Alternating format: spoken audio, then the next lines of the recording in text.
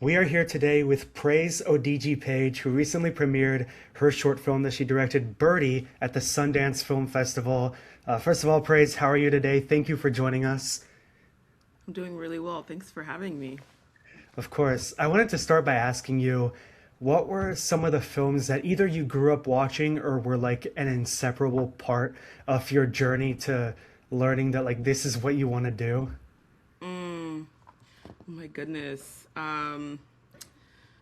I honestly can't recall the films I grew up watching because half of my childhood and kind of early teenage life was absent of a Mhm. TV. I mean, with the exception of truly Tom and Jerry and The Lion King, were the movies that we watched over and over and over again because there were only two DVDs we had back home. But my kind of coming of age as a filmmaker, if you will, like that growing up. Oh my goodness.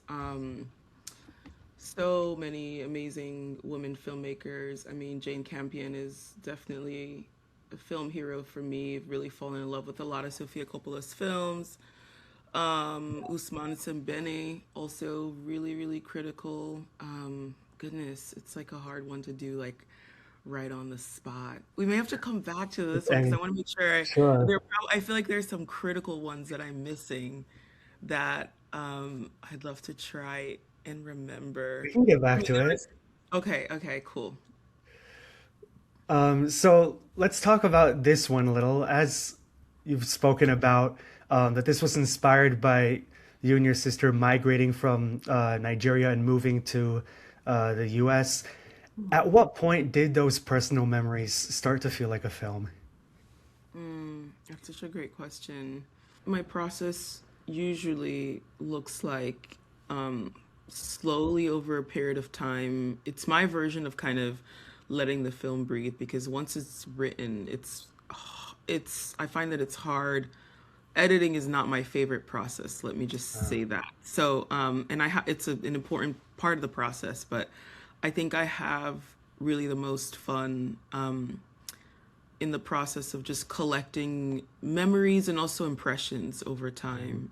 And it could be a really kind of small, indiscernible thing that happened in my childhood that I didn't realize at the time meant something to me, or just something that kind of drops out of nowhere and feels like just a subconscious kind of unfurling. And I just collect and collect and collect those over time until they start to feel like scenes, and then I shape that for a really long time, and then after all that, when it feels like okay, this now needs to be ordered, and I start to get that urge and instinct to really like structure it, then I know that I'm ready to write the actual screenplay. When you're working on something like this, like it's very much inspired by your life, but the names are somewhat changed. Like, is when do you decide, I guess, when you want to amplify or keep something from your own story and when you want to deviate a little into fiction so it coexists as fiction and autobiography? It really is a work of fiction, you know, like I part of the thing that happens when, at least for me, that happened when we immigrated to the US was I lost a lot of memories. I don't know if it's just like the really jarring nature of moving and changing your entire life, or the fact that I moved so much when I was younger, probably at least 15 times we moved. Um, I don't have this really kind of clean, full like autobiographical slate to work from. But I remember moments and I remember feelings and I remember impressions. So, all that to say, like, a lot of this is really driving, a lot of what's driving the emotional life of the film are things that happened in my life and kind of emotional stories. But it's really a work of fiction. It takes place in the 70s. It takes place in the time I was not alive, during the Biafran War, a period of immigration that I can only imagine was what that was like because there are not a lot of films or stories that speak to that moment in time in history. And but the main thing that I think came directly from my experience was the feeling of living in this liminal space that feels like a time that just never ends because the sense of control that you crave as a teenager and also just crave as a human being is not there for these women. They are waiting for news from home, waiting for something, right, that gives them a signal that their lives can move on, and that I can deeply relate to. Just being in this prolonged period of uncertainty as young women, and then also just my sister and I and our experiences coming of age, like, time is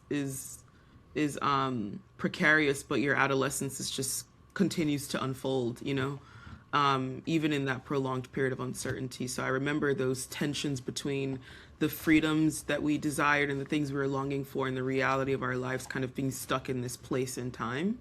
And so that's really what I pulled for from the film. But I didn't like necessarily set out to write a film like about my life. I set out to write a story about an experience, and then found the parallel experiences between my life and my characters, and kind of really built from both the subconscious and memory, and I think collective memory and imagination. I think, like you said, there's a real emotional limbo to the characters that we're seeing here. They're sort of waiting, presumably, for their father to return from the Biafran War, but also waiting, I guess, to start their new life. Um, and faith is sort of tied into their survival. Do you think there's a bit of a dichotomy between faith keeping them stuck and faith sort of driving them forward in the same time? Yeah, yeah, their relationship to faith is definitely a big part of the film, especially with the repetitive kind of singing. I think the role that faith serves here is a way for them to cope and something for them to project certainty onto. And this devotion kind of orders their life against the larger uncertainty of the world around him. So I think the role of faith is is really to show how they're grasping at something that will give them some sense of certainty, even if that certainty doesn't match the realities of the life that they're living. But yeah, it's I love how you framed that, because it's both the thing that keeps them going, at least, or gives their life a sense of structure, and like beyond faith, the actual, literal routines and rituals and prayers that they do throughout the days. But it's also where we start to see the cracking of like their longing and their desires, when the reality of what their lives are actually going to look like starts to really like materialize. So faith is like kind of a mirror, I think, in the film of how they hope and also how they lose hope. There's also that motif of hills. They speak of rivers a bit, the expansiveness, the unlimitedness to the nature, but also the farther, I guess, the farness of what they're waiting for in the future. Speaking of which, I'm also very curious, when did narration come into play? When did that, was that always in the script? When did you decide to include it? Because it's a very big part of the short. Yeah, it has always kind of been a part of the script. I think I heard the characters' voices before the film really came to be. And it took a while actually to clarify whose voice it was, because initially it was Birdie's voice. And then as I started writing the script, I realized that the character that I was actually felt most like me was the younger sister character, even though the older sister. And so the voice kind of became a way for me to kind of wayfind my way through the script, and really like keep feeling a sense of them. But also, like, it is kind of, the film for me is kind of like a poem. Like I wrote it in a really poetic way, both like lyrically, like if you read the script, and then visually, like every, it's meant to sort of be like a visual poem where every image is telling you something about their lives. And so voiceover just felt like a way for me to kind of really infuse that spirit into the watching of the film too. Whether or not you can follow exactly what they're saying, it sort of feels like you're in the mind. It's also a way to bring you into the mind, like to ground the subjectivity of the film too, because it is a very subjective film. Like the perspective is very much within the characters, and you're watching it from this very, I think, like teenage female gaze, and I wanted that to be felt in like how what you heard also in the film, and for that to be a part of the soundscape. I also want to say the costume design here is really beautiful. It just Yeah. looks like it pops out of a setting that could have been ordinary anywhere else. You've mentioned that both the Biafran War hasn't been covered very much, but also um, Nigerian women who immigrated to the US, Hmm. and especially like in smaller cities like this, like a lot of the times we see films about the American dream and it's in a far more urban city. Yeah. So what were a lot of the references that you did draw from for the costumes and set designs? Yeah. Oh my goodness. Thanks for that question because I would love any opportunity to shout out Yeti Akinola, who's my costume designer, and like she was actually like costume designer turned producer, because that's how much we just both gravitated and loved the project and gravitated towards each other. That was the hardest part, that and the production design were the hardest parts to like materialize because you typically draw from references from the same time. But what American life, or even Black American life looked like in the 70s is not necessarily what it looks like for these women who are coming from an entirely different country. And so it was really piecing together what we felt like they would have dressed like back home, but also what they would have gotten from being in this kind of refugee environment, and been what would have been donated to them, and also just looking at family photos. I mean, Yeti would Mhm. ask her mom and her aunts, and I don't have a lot of photos, unfortunately, from when I was a kid, but just asking for family members and actually even asking non-African family members too, just to get that sense of like, what does it look like to sort of maintain that essence, like even just with the prints and the fabrics, but also to marry that with a more 70s inspired like color palette with the butter yellows and the lilac. And it was also, the costumes also became a way of us telling an emotional story. Like the color choices were quite intentional. So it's a mix of all those things, but it was definitely a kind of a collaging, if you will, of references and like historical, influences, but also just found photos and doing a little bit of excavating too of our own family references. What brought you to Virginia to set the film there? I knew that I wanted to set it in a rural area because, to your point earlier, Mhm. we see a lot of stories of immigrant stories that take place in these metro cities. Like that's a pretty familiar visual story. But Yeah. looking at the history of Nigerian immigration to the U.S. in the 70s, there were so many immigrants who moved to places like Oklahoma and Mhm. Texas and the Midwest and are still there. But I feel like that kind of migration story, particularly for Nigerians, hasn't been told. And so I knew that I wanted it to be set in a rural area. We had thought of a few locations, and it ended up just being the house. Like the house really spoke to me. Appalachia as a landscape really spoke to me. And it just felt like a way to tell this story that is visually poetic, right? There are a lot of visual metaphors, but also felt equally to me at least just like a place where I could ground like a real story. So the Mhm. house became more than just a visual idea, but actually felt like a place where people could have lived and had like bare enough bones where they could project their kind of personality onto the space as much as they could too. So it came down to just finding honestly the right place. And it becomes a place where like faith and community sort of play off each other in the Mm. aftermath of this hardship that they're going Mm. through. Speaking of the look, you guys shot on 35 millimeter film. What's, for those who don't know, the process of shooting and editing 35 millimeter footage, and what did it allow for visually as opposed to like 16 millimeter? Yeah. This is, I think, the third time I've shot on film, and it's always so nerve-wracking, but it's actually just kind of become, I don't even know how to do it any other way now. I think there's a restraint and a formality that it imposes onto the process that I actually kind of quite enjoy.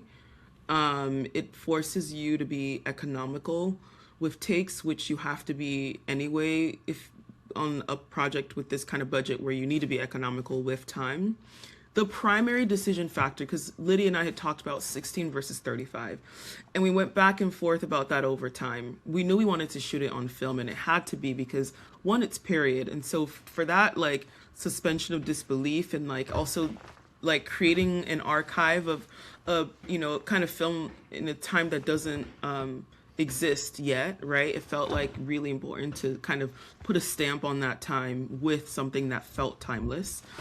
But then going back and forth between 16 and 35, and just knowing that with 35, there's a way that it kind of allows this like proximity, and it really brings you up close and you see all the details.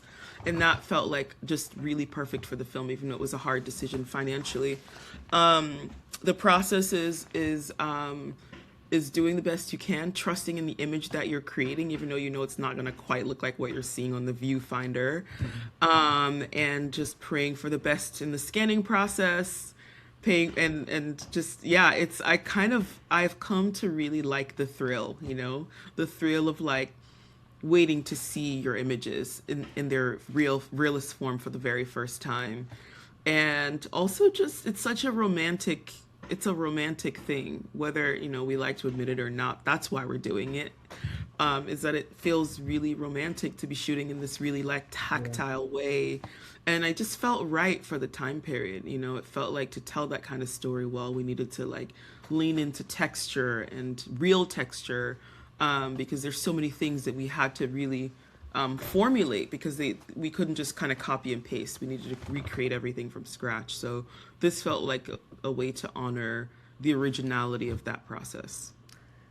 So I'd love to hear about showing the film to an audience. What was the Sundance experience like? What were some receptions or reactions, that stood out or maybe even caught you off guard? Yeah.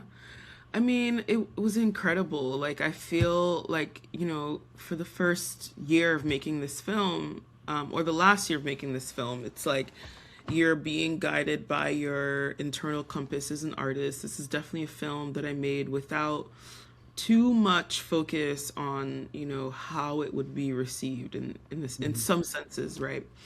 And I wanted to focus as much on making characters that I believed, creating a setting that I believed, and writing it in a way that really spoke to me, because I knew that meant that it would speak to other people too. But it was amazing to show it at Sundance. I didn't realize how funny some parts of the film were. That's always a really interesting thing when you're watching something with an audience and they laugh at things that like, there's a little bit of humor in there, but I didn't realize that it would really telegraph. And then there's some parts you didn't think are funny that people think are funny. And so it's been interesting, like discovering the film that way, and also discovering that it is a particular film for a particular kind of audience too. Like there are people who really love and gravitate towards this kind of like slower, visually driven story piece, right? Where it is a visual story. And I think some people really like the exposition and they like to know what's going on and they prefer that kind of certainty. So it's been great also sort of knowing at least where this audience sits. And but either way, it's been a real gift to share it with people who are also, another thing that it didn't catch me off guard, but it wasn't too surprising, but it did catch me off guard, was the amount of attention that's been paid to the film. It being a short, I think, because it's a Nigerian film, it sits within a certain space, and it actually means a lot for a lot of people. And I didn't think a lot about that piece of it when I was making the film, but that's been really touching to know that people actually really care so much about the fact that this kind of film exists, and so that's been really cool to see. I wanted to ask about a line that really stood out to me when I watched it, which is, some days it feels like rumors, like war is something that's overheard from a child's perspective rather than understood. Do you think that's, I guess, a huge part of it is the subjective perception, or a protected more perception when you're a child, even when you're so close to something that's considered catastrophic? This is somewhat our memory and our experience sort of protects us from that. 100%. And that's really what the film is about. It's about her coming to her coming of age is really marked by accepting this realization that their lives are never going to be the same. And that line really holds that tension of, even for us, we're in this period in American and world history where there are these really crazy and catastrophic things happening. And I think when you're not physically there, right, it can kind you can experience this kind of cognitive dissonance. But then for this character, that dissonance is also influenced by a desire to want to believe that their lives are going to be different and want to believe that maybe it isn't as bad as it seems. So yeah, there's a lot of that tension for sure in the film. And also the power of I think a child or a teenager to imagine things as they should be. Because she says, I dream of home as if there were no bombs on the road, no bombs in the bush. It's also a way to mark that there's something that's been really lost here, in the decimation of like a home that they've known all their lives.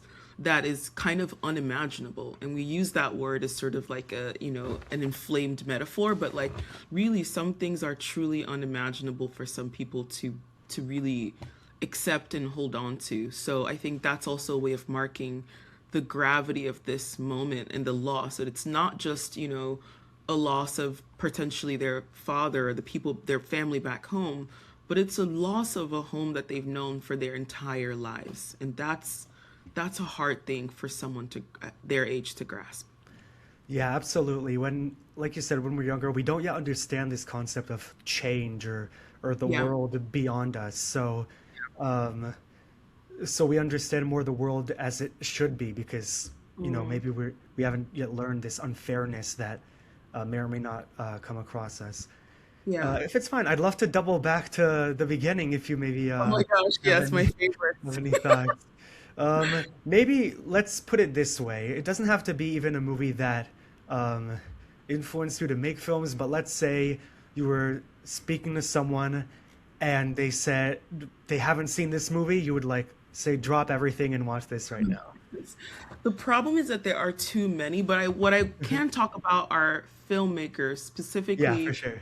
filmmakers who are women who have Hmm. really, really marked me, even over the last couple of years or the last 5 years. Yeah. Agnes Varda was sort of one of the earliest impressions I got, right? I watched a lot of different films, coming up, especially in film school, like Truffaut and Bergman, and all of these films that really spoke to me because they felt like, watching the sort of like foundations of cinema. But Agnes Varda was the first time that I felt something that felt like this is a different perspective and it feels incredibly subjective and I love it. So that was one of the first filmmakers that really poked out to me. Lucretia Martel is a recent one.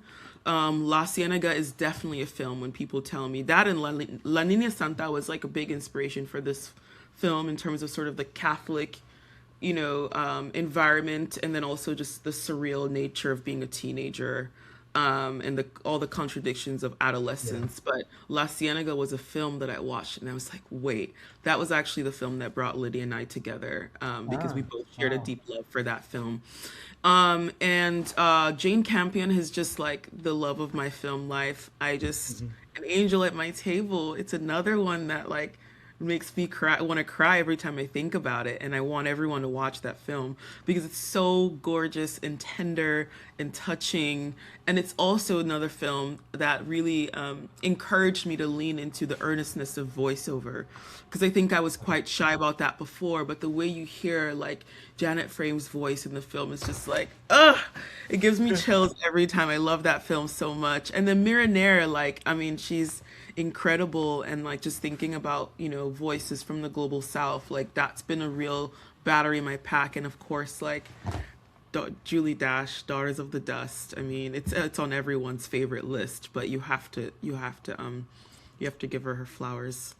You mentioned Sofia Coppola earlier. Do you have Oh a yes, favorite Sofia Coppola? absolutely. I just love how kind of like she balances this softness with this like punk feeling, and this rebellion, and it's like I found her inspiring in terms of just like more contemporary ways to experiment with this sort of feminine, essence, that it doesn't have to be so, self-serious, that you can play around a little bit and not take yourself so seriously. So Yeah. I've really also loved and been inspired by her films. The Virgin Suicides also has wonderful use of narration, and it's pretty Yeah. consistent throughout.